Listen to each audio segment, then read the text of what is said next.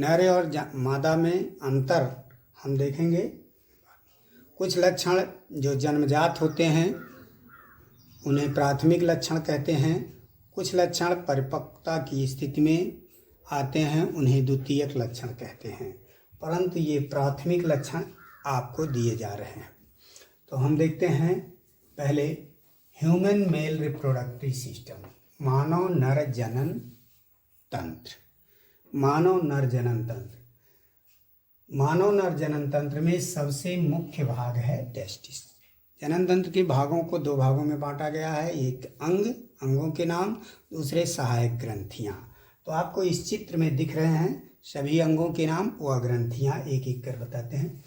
मानव में एक जोड़े वृषण उदर गुहा से बाहर लटक रहे होते हैं, क्योंकि टेस्टिस का जो टेम्परेचर होता है शरीर के टेम्परेचर से 2 डिग्री सेंटीग्रेड कम होता है। क्योंकि शरीर के तापक्रम पर जो शुक्राणु बनते हैं टेस्टिस में वह मर जाते हैं, जीवित नहीं रह पाते। इसीलिए प्रकृति ने ऐसा बनाया है कि नर का यह वृषण शरीर में उदर गुहा से बाहर लटकता रहता है, और जिस आवरण में लटकता रहता है उसे हम वृषण कोष टेस्टिस सैक कहते हैं। टेस्टिस सैक, प्रत्येक टेस्टिस का आकार 4.5 सेंटीमीटर लंबा, 2.5 सेंटीमीटर चौड़ा होता है तथा एक टेस्टिस का भार लगभग 20 से 25 ग्राम होता है। अब आप देखें कि इसकी संरचना दी गई है, जिसमें पहला भाग है टेस्टिस। ये देखिए, ये पूरा आवरण है जिसे आप वृषण कोष कहते हैं, टेस्टिस सैक। 2 वृषण कोष हैं, प्रत्येक में एक वृषण है। यह एक टेस्टिस है, यहाँ से एक नली निकल करके आई है।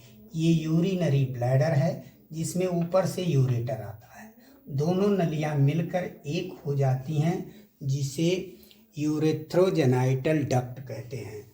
ध्यान दें, यूरेटर और ये वृषण नली दोनों मिलकर यहाँ एक हो जाती है, जिसे यूरेथ्रोजेनाइटल डक्ट कहते हैं। फिर आप देखें कि ये ब्लैडर है, ये नली वासा डिफरेंसिया कहलाती है, और ये टेस्टिस। आप देखें टेस्टिस की संरचना में, टेस्टिस के ऊपर का भाग ये एपिडिडाइमिस है, अधिवृषण, एपिडिडाइमिस अधिवृषण। इस वृषण में बहुत सारे लोब बने होते हैं जिन्हें लोब्यूल्स कहते हैं। ऐसे फिर एक लोब्यूल्स में अनेक सेमीफेरस ट्यूब्यूल्स होते हैं जिनमें स्पर्म बनते हैं। यह दोनों तरफ से आकर यहाँ मिलता है, जहाँ मिलता है वह वासा डिफरेंसेस नामक नली से आकर मिलता है। और ये जो थैली जैसी रचना आपको दिख रही है, जहाँ वासा डिफरेंसेस दोनों तरफ के आके मिल रहे हैं, इधर ये इधर, वो सेमीफेरस वेसल्स है। यह एक ग्लैंड की तरह कार्य करती है। फिर सेमीफेरस ग्लैंड्स मिलकर जो है यूरोजेनाइटल डक्ट के द्वारा दोनों तरफ प्रोस्टेट ग्लैंड होते हैं, जो केवल नर में पाए जाते हैं, मादा में नहीं पाए जाते। प्रोस्टेट, ध्यान रखें, प्रोस्टेट ग्लैंड केवल नर में पाया जाता है। प्रोस्टेट ग्लैंड के आगे चलने पर दूसरी ग्रंथि है बल्बो यूरेथ्रल ग्लैंड।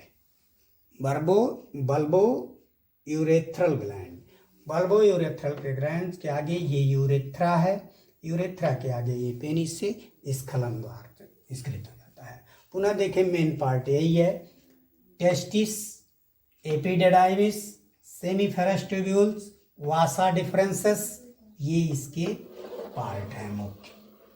ये इतने 4, टेस्टिस, उसमें लोब्यूल्स, सेमीफेरस ट्यूब्यूल्स, एपिडिडाइमिस, वासा डिफरेंसेस, उसके बाद पेनिस और यूरेथ्रा।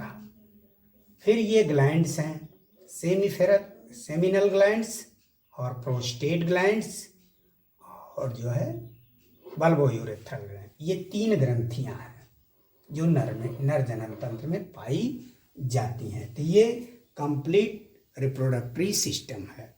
अब इसके एक टेस्टिसर यहाँ बनाया जा रहा है, इसका एलएस स्ट्रक्चर उदग्र काट दिखाई जा रही है। ये देखिए वासा डिफरेंसेस है, आगे चल करके ये कुछ मोटी हो जाती है, जिसमें कुंडलित नलिकाएं होती हैं। इसे काउडा एपिडिडाइमिस कहते हैं, और इसे कैपुटा एपिडिडाइमिस, यानी ये पूरा एपिडिडाइमिस है।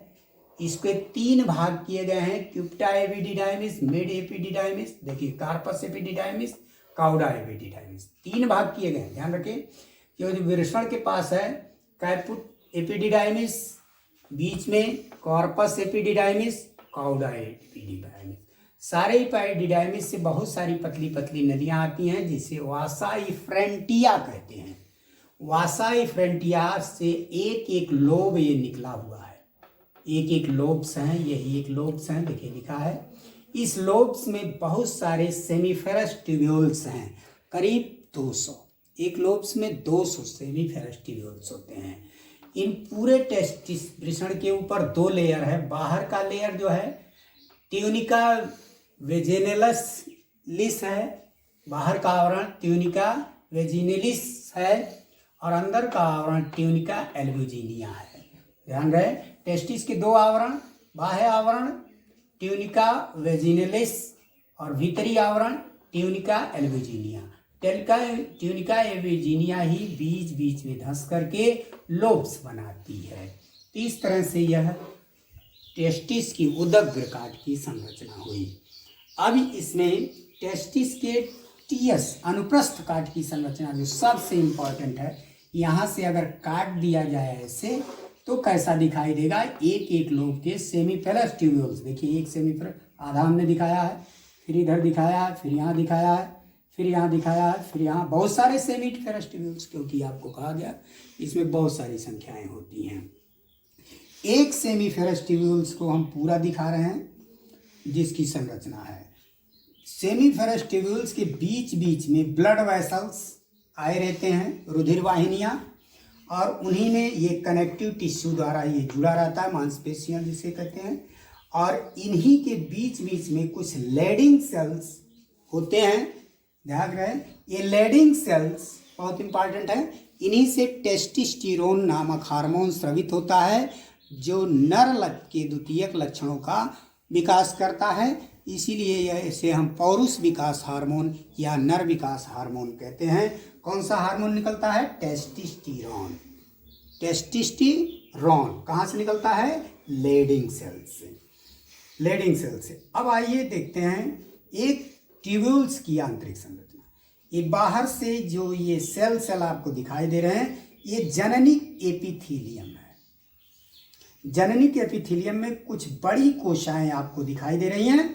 ये बड़ी कोशिकाएं जो हैं सर्टोली सेल्स या नर्सिंग सेल्स कहते हैं। सर्टोली सेल्स या नर्सिंग सेल्स, कोशी कोशिकाएं। तो इस तरह ट्यूब्यूल्स में 2 तरह की कोशिकाएं हैं। एक जिसे आप स्पर्मेटोजोआ सेल्स, स्पर्मेटिड सेल्स या जननिक एपिथीलिया कहते हैं, यानी जनरेटिव एपिथीलियम, और दूसरा सर्टोली सेल्स। अब ये जननिक एपिथीलिया कंटिन्यू रूप से अर्धसूत्री विभाजन करता है जिससे स्पर्मेटिड्स बनते हैं, और वो स्पर्मेटिड्स मैच्योर होकर स्पर्मेटोजोआ बनते हैं। फिर स्पर्मेटोजोआ कंप्लीट मैच्योर होकर के स्पर्म्स बनते हैं। तो इस तरह से इसमें 2 सर्टोली सेल्स और Leydig cells. Leydig cells testosterone hormone का स्राव करता है, और सर्टोली सेल्स बन रहे स्पर्म्स को न्यूट्रिशन करता है, इसलिए नर्सिंग सेल कहते हैं। इस सर्टोली सेल क्लियर होते हैं, कुछ बड़े होते हैं, और जननिक एपिथेलियम छोटी होती है। इस तरह से ये इसकी स्ट्रक्चर्स है।